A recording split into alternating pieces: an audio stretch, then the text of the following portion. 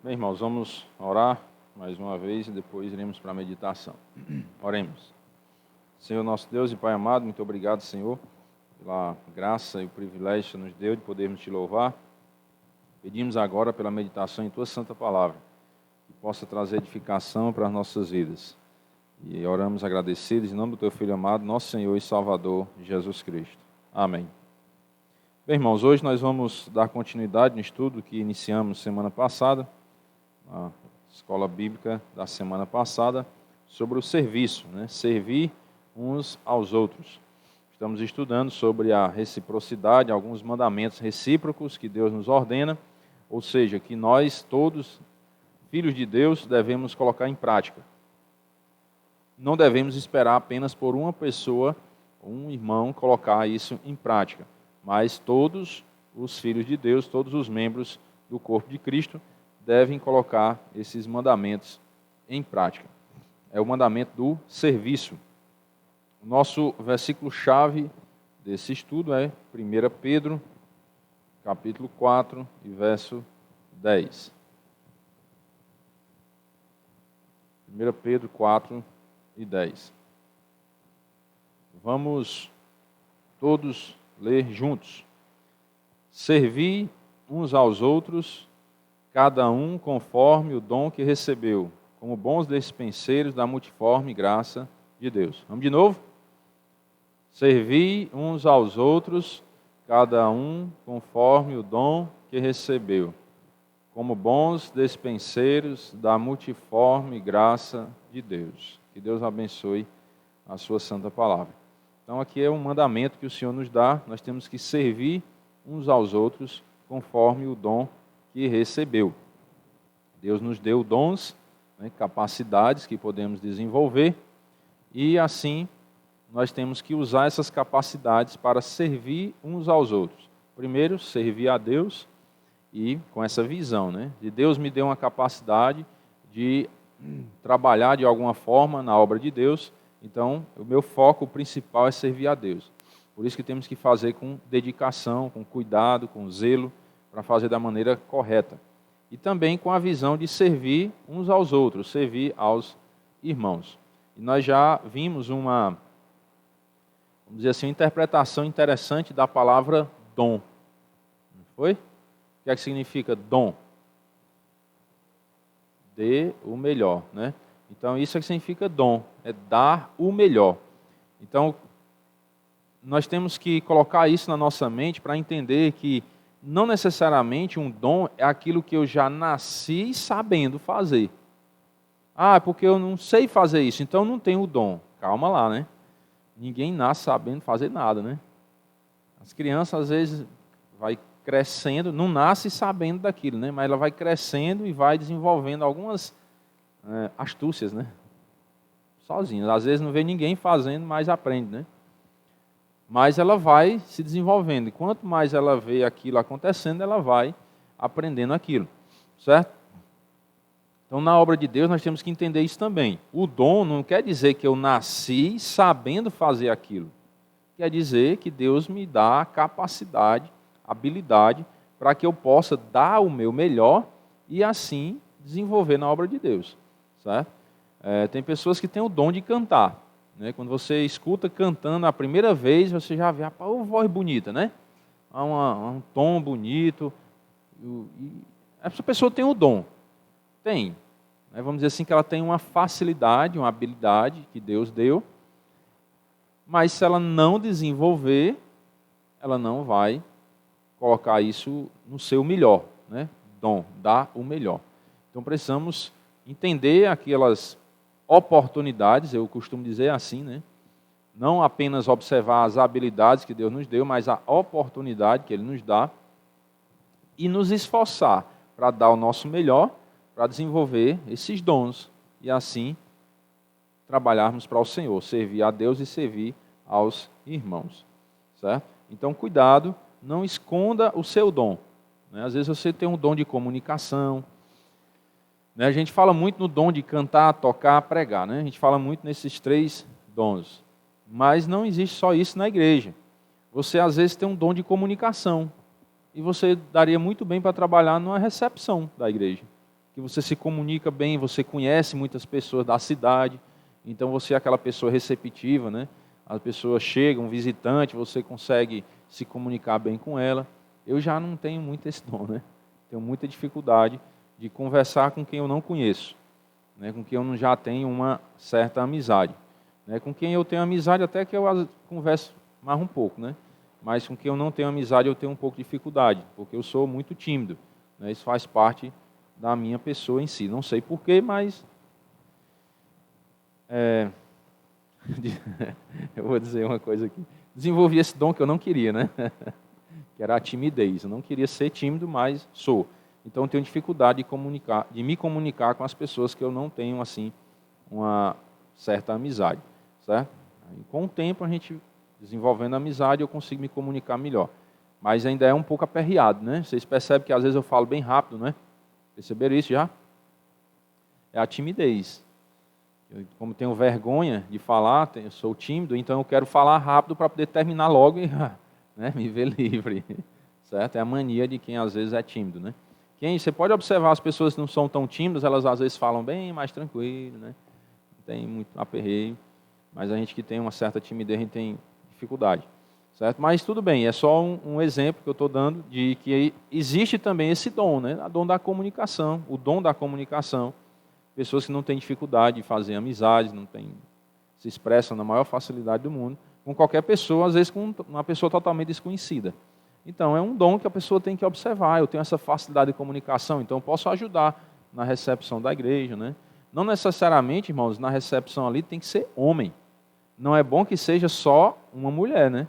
Porque se precisar agir com segurança, vamos dizer assim, aí uma mulher já vai ter dificuldade, né? Mas, por exemplo, um casal que o homem tem dificuldade de comunicação, estou dando um exemplo, né? E a mulher tem facilidade de se comunicar. Então, o casal poderia ficar na recepção da igreja, né? Porque o homem dá aquela sensação de segurança, vamos dizer assim, que a gente sabe que ainda é Deus, mas o homem tem mais disposição para essas coisas, né? E a mulher tem a facilidade da comunicação. Não estou dizendo que é sempre assim, às vezes é o contrário, né? A mulher é mais braba e o homem é mais comunicativo, né? Tem casos e casos, né? Mas estou só dando um exemplo para que a gente possa perceber, tentar identificar esses dons. Porque a gente fala muito em dom, desenvolva o seu dom e tal. Mas se a gente não der exemplos práticos, a igreja vai ficar sem entender. Que dom?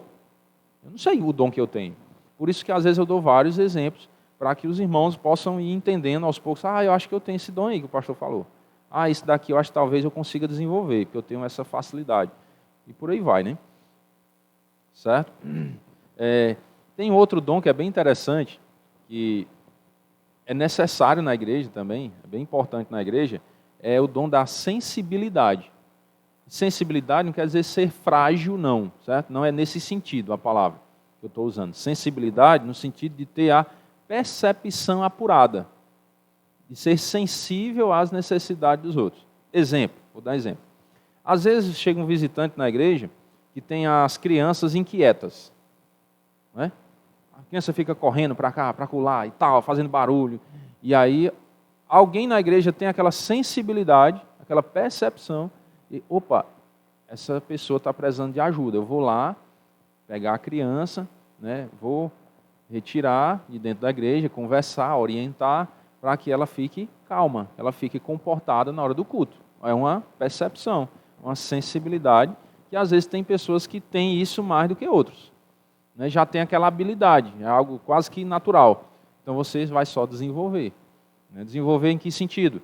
De aprender da Bíblia, para como orientar a criança da maneira correta, biblicamente, para ela se comportar na igreja. Então, essa parte que você vai dar o seu melhor, estudar a Bíblia, aprender sobre essas habilidades, para poder colocar esse seu dom da sensibilidade em prática. Quem sabia que tinha esse dom na igreja? Né? Não é interessante? Mas é algo necessário. Porque às vezes o pastor está aqui pelejando para pregar e o menino, aí corre para lá, corre para lá. E aí tira a atenção da igreja, né? E aí quando o menino passa correndo lá para cá, aí todo mundo olha. Tirou a atenção da pregação. E aí alguém tem a sensibilidade, essa criança está precisando de ajuda, né? Ou esse pai ou essa mãe está precisando de ajuda com a criança, então vamos lá ajudar. É um dom bem importante. A gente pensa que não há necessidade. Sim, porque atrapalha o estudo, tira a atenção das pessoas que estão ouvindo, né? Da igreja, principalmente dos visitantes, né? Que às vezes vêm para ouvir e a criança não deixa. Aí alguém da igreja vai lá e conversa com o papai e a mamãe, eu posso pegar a sua criança? Tá, beleza. Aí você vai e deixa a pessoa ouvir a pregação, certo? E ainda vai ensinar para a criança, certo? Então é um dom que pode ser desenvolvido também na igreja, tá bom? Então tem vários exemplos que a gente poderia citar, certo? O dom também, por exemplo, envolve o dom da sensibilidade, né? Você dá suporte a um idoso. Um idoso chega na igreja, precisa de uma ajuda para subir os batentes, né?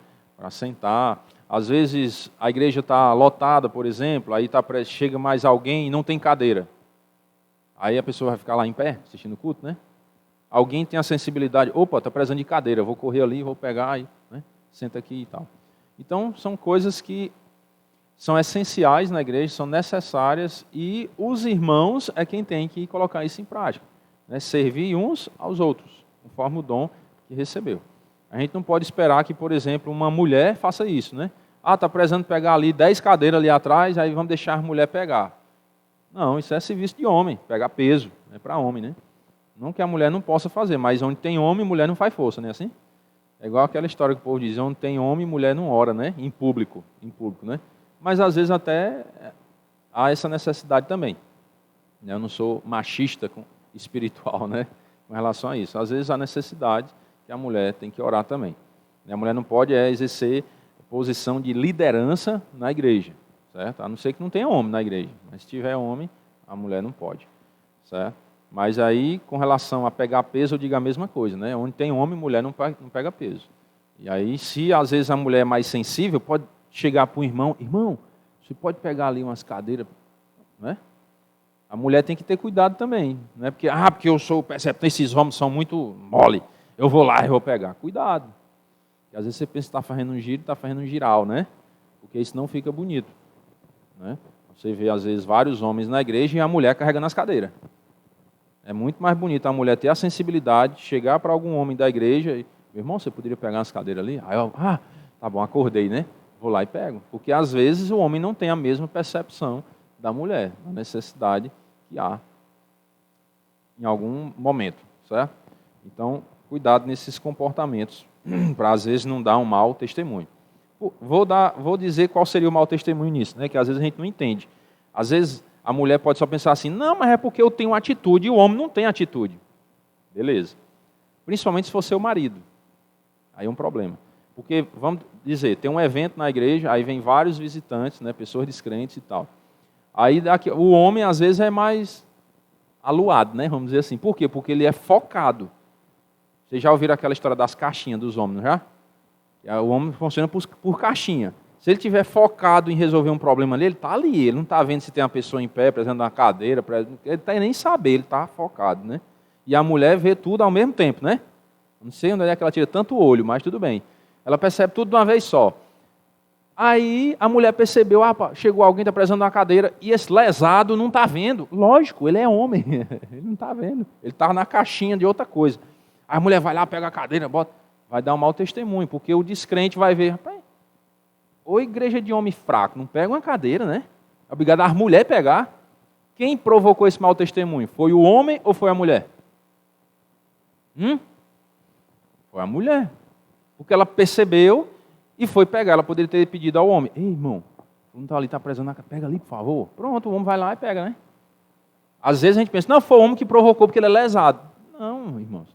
Entenda que Deus fez o homem assim mesmo. Não é lesado não, né? Focado. Ele vai fazer uma coisa na caixinha dele. Então ele está lá. Então você chega lá e sai da caixa. Pega a cadeira ali, por favor, né? Porque senão você vai gerar um mau testemunho para a igreja. Então são comportamentos que parecem não valer nada, né? E às vezes a gente, na falta de paciência, vou fazer logo. O homem não presta atenção mesmo. Cuidado, porque o homem é diferente de mulher. Certo? E às vezes você tem que auxiliar o marido, principalmente se for seu marido, né? Quando Deus fez a mulher, disse, far-lhe-ei uma auxiliadora. E auxiliar é isso. Opa, meu amor, precisando ali. Se for seu marido, né? Se não for seu marido, chama meu amor, não. Se for seu marido, meu amor, pega a cadeira ali, por favor, né? Pronto, você está auxiliando o seu marido a fazer o papel de marido, de homem, no lar. Certo? Auxiliar não é você tomar a frente das coisas e fazer sem combinar com o marido, não. Isso não é auxiliadora. Isso é a patroa, né, que faz isso. E Deus não criou a mulher para ser a patroa do homem. Criou a mulher para ser a auxiliadora, né? Não é escrava e nem patroa, né? Nem escrava do homem e nem a senhora do homem. No sentido de senhorio, né? É auxiliadora, é para andar junto, né? Aquilo que o homem não consegue perceber e a mulher percebe, então a mulher auxilia o homem a enxergar aquilo. E o homem exerce o seu papel de marido. Certo? É um dom. Certo? Também essa questão da percepção. E Deus deu isso mais para as mulheres, essa sensibilidade, né, de perceber as coisas. Então, aqui só a título de introdução, né, para a gente entender um pouco sobre essa questão dos dons e dar alguns exemplos para que os irmãos entendam de forma prática, alguns dons que podem ser desenvolvidos na igreja. Tá bom? Vamos para Gálatas, capítulo 5 e verso 13. Vamos observar o mandamento em si, né, de servir. Gálatas 5, 13 e 14. Porque vós, irmãos, fostes chamados à liberdade. Não é a libertinagem, né? Libertinagem é as coisas erradas, contrárias à vontade de Deus. Foram chamados à liberdade. Você se libertar de quê? Do pecado, não é não? Da velha vida. Você se libertar de você mesmo, da sua natureza adâmica, pecaminosa. Então você foi chamado à liberdade. Seja agora livre do pecado, da escravidão do pecado, e usa essa liberdade para servir a Deus. Certo? Porém, não useis da liberdade para dar ocasião à carne. Agora eu sou livre, né? Sou livre, posso fazer o que eu quiser, posso pecar à vontade. Poder até pode, né? Que a Bíblia diz que tudo pode, mas nem tudo é lícito, nem tudo convém. Poder até pode, mas você vai pagar um preço, né? Vai ser responsabilizado por isso. Então você não deve dar ocasião à carne. Você vai usar dessa liberdade para glorificar o nome de Deus. Sede antes, servos uns dos outros, pelo amor. Então essa liberdade que Deus nos deu do pecado, nós temos que usar para quê? Para servir. Pelo amor. O amor que Deus nos amou, Ele nos deu desse amor, então nós temos que usar esse amor para servir aos outros. Porque toda a lei se cumpre em um só preceito, a saber, que preceito é esse? Amarás o teu próximo como a ti mesmo. Você pode pegar toda a lei de Deus, né? São 613 preceitos da lei, e aí resumir num só. Qual? Amar o próximo. Certo? Porque quando você ama o próximo, você consegue colocar em prática todos os preceitos de Deus. É ou não é? Se você observar os 10 mandamentos, como é que a gente aprende os 10 mandamentos? Não lembram? Ninguém fez o catecismo aqui? Olha, está começando, né? Vamos olhar na Bíblia mesmo, bora. Do jeito que está na Bíblia, né, então? Primeiro mandamento, eu sou o Senhor teu Deus, que te tirei da terra do Egito, da casa da servidão, não terás outros deuses diante de mim. Então aí, amarás a Deus sobre todas as coisas que a gente aprende, né? Aqui, não terás outros deuses diante de mim. Se você amar o próximo, você vai conseguir não ter outros deuses diante de Deus. Por quê, irmão? Raciocina. Se você ama o próximo, então você não vai dar um mau exemplo de adorar outro Deus que não seja o Deus criador dos céus e da terra. Não é não? Senão você vai dar mau exemplo para os outros. Então por que você não vai adorar outros deuses? Porque você ama o seu irmão e não quer dar um mau testemunho. O outro, não farás para ti imagem de escultura, né? Nem semelhança alguma do que há em cima nos céus, nem embaixo na terra, nem nas águas debaixo da terra. Não as adorarás, nem lhe darás culto, porque eu sou o Senhor teu Deus, Deus zeloso, que visita a iniquidade dos pais nos filhos até a terceira e quarta geração daqueles que me aborrecem, e faço misericórdia até 1000 gerações daqueles que me amam, e guardo os meus mandamentos. Então, o outro mandamento está falando de quê? Não fazer imagem de escultura. Também é um mau testemunho, um mau exemplo para os outros. Por isso que você não deve fazer, por amor ao próximo. A gente sabe que é a Deus em primeiro lugar, né? Mas nós estamos falando daquele preceito que resume toda a lei de Deus, né? Que é amar ao próximo como a si mesmo. Você não queria ver alguém dando mau testemunho para você, então você não vai dar também o mau testemunho. Não tomarás o nome do Senhor teu Deus em vão, porque o Senhor não terá por inocente o que tomar o seu nome em vão. Então, cuidado para não estar tomando o nome do Senhor em vão. Lembra-te do dia de sábado para o santificar. 6 dias trabalharás e farás toda a tua obra, mas o 7º dia é o sábado do Senhor teu Deus.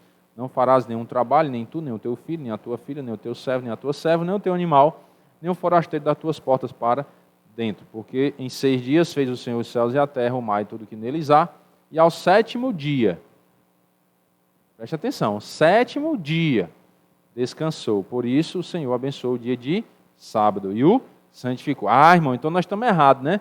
Nós estamos fazendo o culto no domingo, era para nós fazer no sábado, não é não? Lembra que eu frisei o 7º dia, porque o Senhor trabalhou 6 e descansou no 7º. Então, cada ser humano tem o seu 7º dia. Cada ser humano tem uma rotina de trabalho, e trabalha 6 e descansa o 7º. E esse 7º dia não necessariamente tem que ser o sábado. É o seu 7º dia. Entenda. Que às vezes a gente pensa, não, então eu tenho que guardar o sábado, não posso fazer nada no sábado, porque é o sábado do Senhor. Cuidado para não ser uma má interpretação do que é o 7º dia. Ele está falando aqui algumas vezes, o 7º dia é o sábado do Senhor, o 7º dia.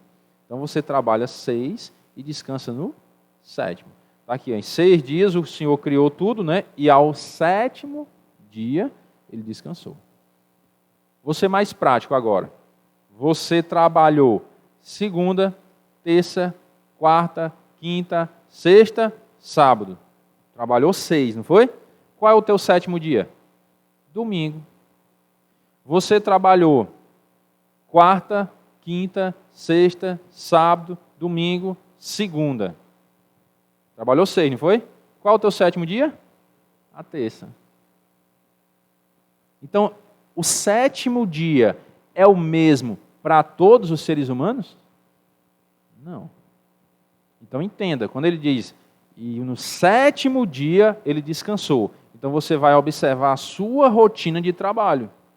E no 7º dia seu, você vai descansar daquela rotina dos 6 dias que você trabalhou.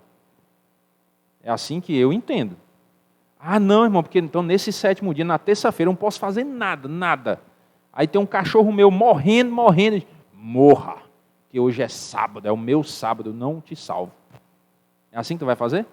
Não, porque o justo, ele zela pela vida dos seus animais. Entendeu? Então você vai quebrar um mandamento em função de outro? Deus ia fazer isso? Não. Então você vai salvar o seu cachorrinho lá no seu 7º dia.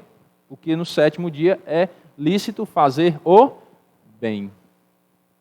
Cuidado para não ter a má interpretação, né, do que é esse 7º dia. Você vai no 7º dia descansar do trabalho dos 6 dias. Entendeu? Da sua rotina de trabalho. Vou dar um exemplo. Você trabalha de pedreiro. Aí você trabalha 6 dias de pedreiro. No 7º dia, tu vai trabalhar de pedreiro? A não ser que seja para fazer o bem a alguém, né? A casa do meu cachorro caiu em cima dele. Então você vai trabalhar de pedreiro lá para tirar as coisas e salvar seu cachorrinho. Entenderam?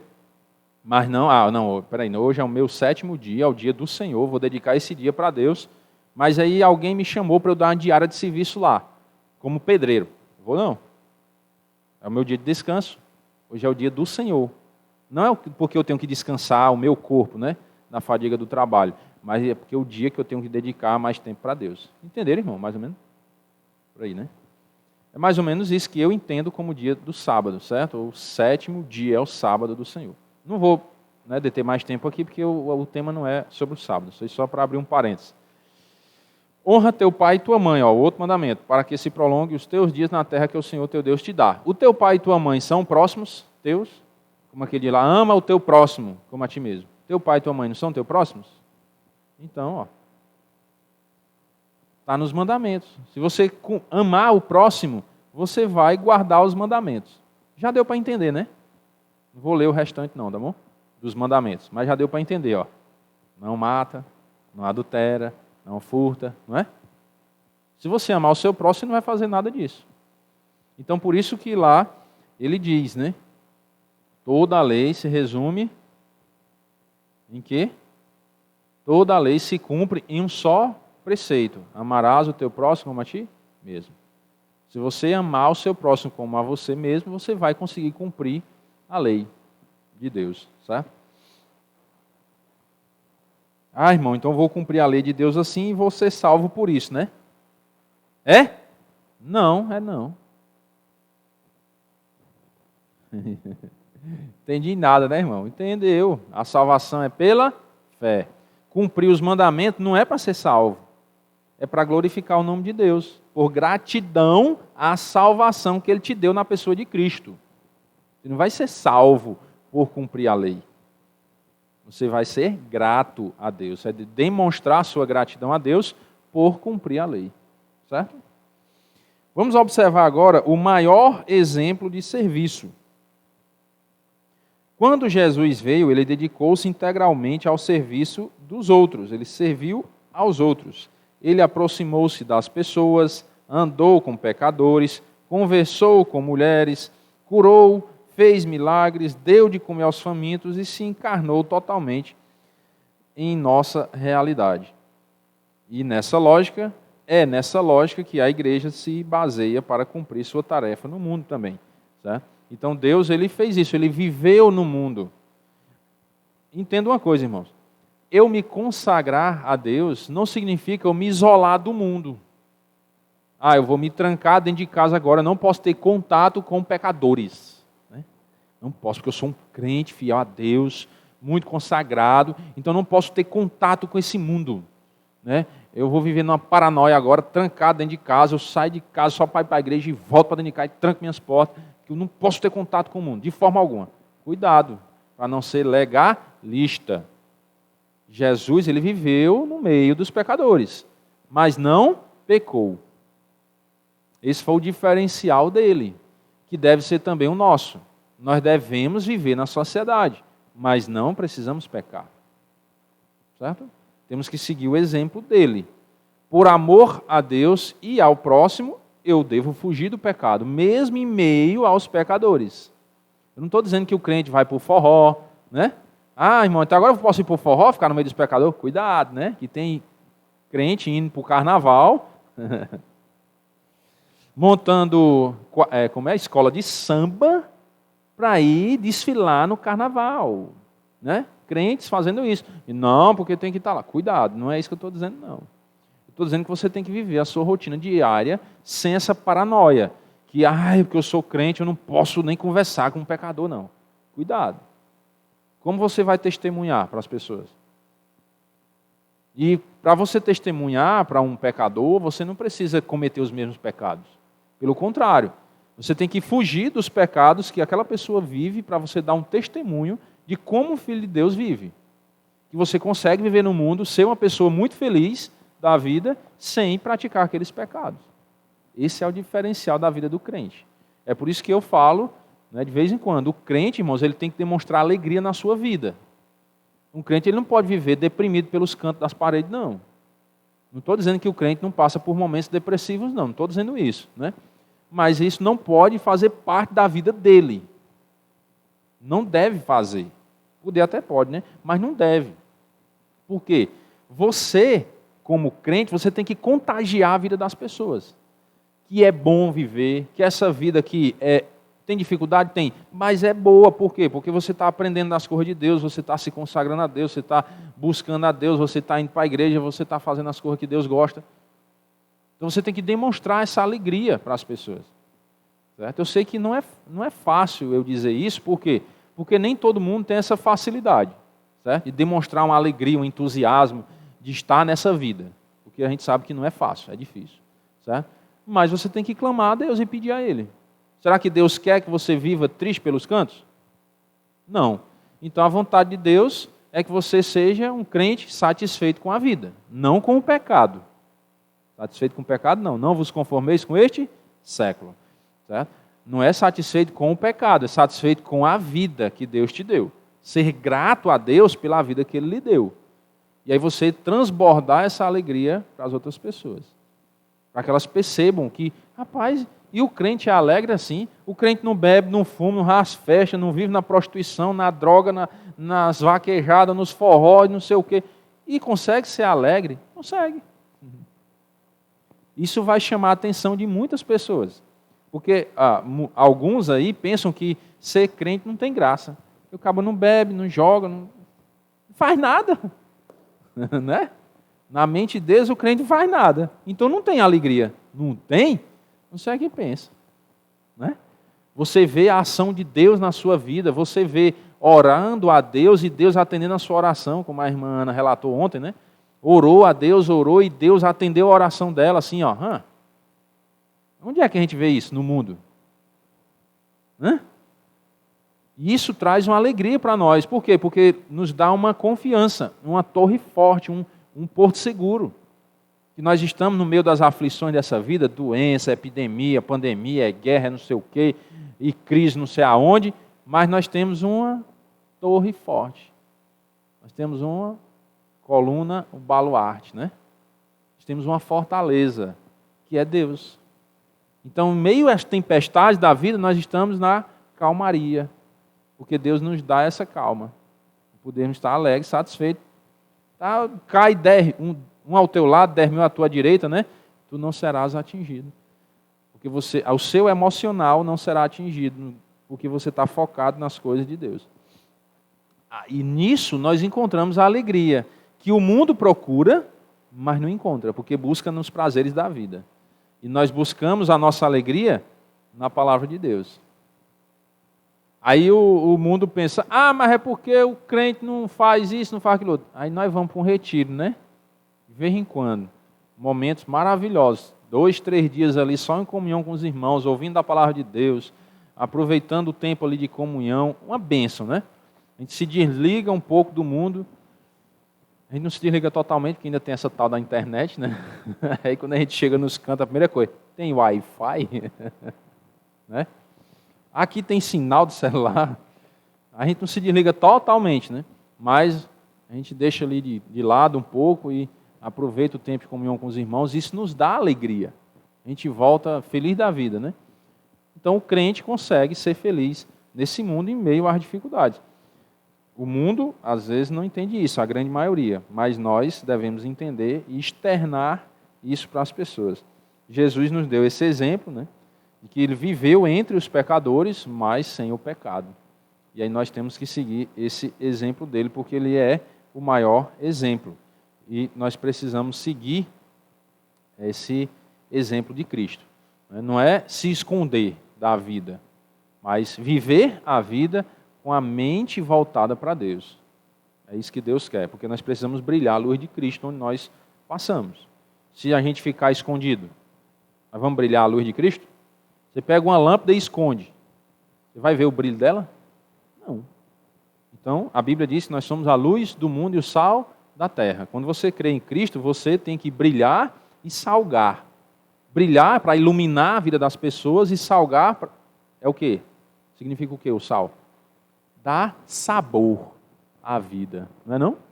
Então é para isso que o crente foi chamado. Né? O ser humano que foi chamado para Cristo, ele foi chamado para isso. Para iluminar a vida das pessoas com a palavra de Deus, com a sua própria vida, vivendo uma vida para Deus, e dar sabor à vida. Você já sentiu o sabor dessa vida maravilhosa que é viver para Deus, mesmo nesse mundo, e transbordar para que as pessoas possam ver, enxergar isso na sua vida. Esse sabor, que você consegue viver tendo sabor na vida, tendo prazer em viver aqui, porque mesmo em meio às lutas, você sabe que Deus te mantém aqui porque Ele quer te usar nesse mundo, você tem a consciência disso, que não é fácil, é difícil, mas Deus te dá força. Porque no mundo passamos por aflições, mas nós podemos ter o bom ânimo, porque Cristo venceu o mundo e Ele pode nos dar a vitória. Amém? Vamos orar. Senhor, nosso Deus e Pai amado, muito obrigado, Senhor, por Tua bondade em nossas vidas, a Tua misericórdia que é infinita, Pai. Pedimos perdão por nossos pecados. Te agradecemos, Senhor Deus, por mais essa oportunidade de ouvir a Tua palavra. E pedimos ao Pai que possamos a cada dia lembrar de Tua palavra e colocar em prática em nossas vidas para a glória do Teu santo nome. Nos dá, ó Pai, da alegria da salvação a cada dia, de termos comunhão com o Senhor, de buscarmos a Tua palavra, o conhecimento da Bíblia, buscarmos comunhão com os irmãos para vivermos alegres e satisfeitos nessa vida, sabendo que temos lutas, mas que o Senhor nos dá a vitória. Nós oramos agradecidos em nome do Teu Filho amado, nosso Senhor e Salvador, Jesus Cristo. Amém. Amém. Bom dia a todos, irmãos, e até a noite, se Deus quiser.